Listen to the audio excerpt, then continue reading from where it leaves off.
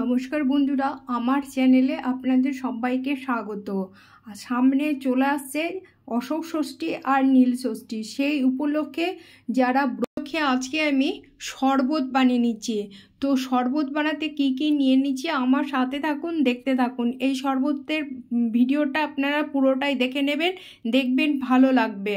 এখানে আমি নিয়ে নিলাম একটা কাচের বাটি, ওই বাটির মধ্যে পুরো 1 কাপ জল নিয়ে নিলাম। এইখানে বড় দানার সাবু 1 প্যাকেট নিয়ে নিলাম। এবার ভালোভাবে ধুয়ে পরিষ্কার করে নেব, দিয়ে জলটা ফেলে ঝরিয়ে নেব। জল ঝরিয়ে নিলাম, এই যে রাখলাম। এবার কড়াই বসিয়ে নিয়েছি, কড়াইয়ের মধ্যে আবারও 1 কাপ জল নিয়ে নিলাম। জল গরম হয়ে গেছে, ওই জলের মধ্যে আমি সাবু দিয়ে নিলাম। ওই যে বড় দানার সাবুটা দেখিয়ে নিলাম। এবার খুন্তি দিয়ে নেড়ে নিলাম। যেহেতু জলটা একটু বেশ গরম হয়ে গেছে, সেই জলের মধ্যে দিয়ে নিয়েছি, এই যে ফুটে উঠেছে। এবার নাড়াচাড়া করে নিলাম। এখানে কড়াইয়ের মধ্যে বসিয়েই রাখলাম হালকা ফ্লেমে। এখানে জার নিয়ে নিলাম, মিক্সার জারের মধ্যে 2 চামচ দই নিয়ে নিলাম। দইয়ের মধ্যে চিনি নিলাম পরিমাণ ছোট কাপের 1 কাপ। এবার নিয়ে নিলাম গোলমরিচের গুঁড়ো। আর যেহেতু ব্রত পালনের খাওয়া হবে, সেই জন্য আমি সন্ধক লবণ নিয়ে নিলাম। এবার পেস্ট করে নেব। পেস্ট করে নিলাম। পেস্ট করে নিয়ে একটা আমি পাকা বেল ভেঙে নিলাম। বেলটা এই যে 2 ভাগ করে নিলাম ভেঙে। এবার আমি ওই চামচে করে বা ছুরি, যাতে আপনাদের পছন্দ, আমি চামচে করে এই যে বেলের অংশটা তুলে নিলাম, কাতটা এই যে বাটিতে তুলে নিলাম। এবার ওই যে আর একটা খণ্ড আছে, 2 ভাগের ভাগ, 1 ভাগ, এই যে 1 ভাগ, এই ভাগে যে বিচে যে আটাটা থাকে, সেই আটাটা কিভাবে বার করতে হয়, ওই যে আঙুলে করে এই যে পুরো আটাটা, ওই আটাটা তেতো লাগে বা আঠা সহ বীজ সহ মাড়িটা কাপটা নিলে, তো আমি এইভাবে আটাগুলো তুলে নিচ্ছি আঙুলে করে।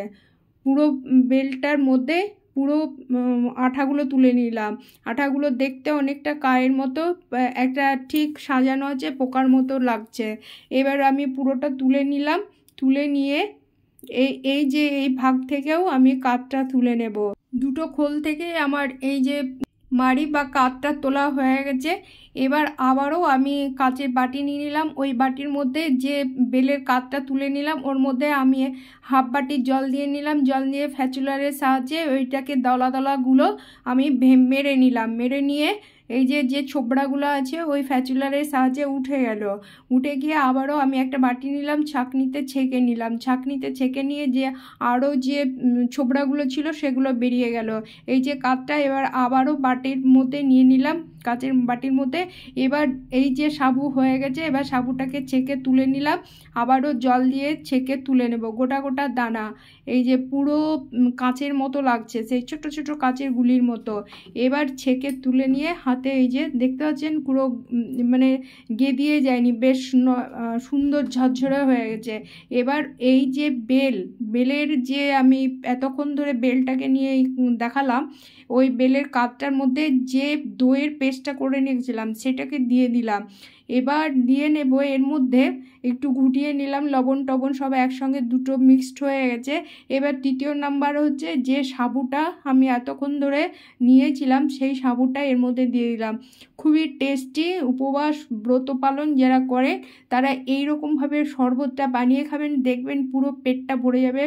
ব্রত পালন শেষ হয়ে যাওয়ার পরে দেখবেন সারাদিনে আর কোনো খেতে কিছুই লাগবে না, এতই টেস্টি হয় আর এতই সুন্দর। তো ভিডিওটা কোথা থেকে দেখছেন এবং কেমন লাগছে আপনারা কমেন্ট বক্সে জানাবেন। এখানে দিয়ে নিলাম আমি ভাজা মশলা, সুন্দর টেস্ট হয় আর খেতেও দুর্দান্ত হয়। তো এইভাবে বানিয়ে নিলাম। তো আপনারা দেখবেন পুরো ভিডিওটা, কমেন্ট বক্সে জানাবেন, লাইক করবেন, শেয়ার করবেন, আমার সাথে থাকবেন। তো কেমন লাগলো, এই যে দেখতে পাচ্ছেন কত সুন্দর। আর এইভাবে বানিয়ে নেবেন নীল ষষ্ঠী, অশোক ষষ্ঠী, দুটো ষষ্ঠীর উপলক্ষে। এবার আপনাদের যার যার পছন্দ হয়েছে বা হবে, তারা বানিয়ে নেবেন। আর পাশে যে 2টো গ্লাস আছে, যে সাবুর গ্রেভিটা নিয়ে নিলাম গ্লাসে, তার মধ্যে দিয়ে নিলাম ওটা চিনি, ভাজা মশলা আর সন্ধক লবণ।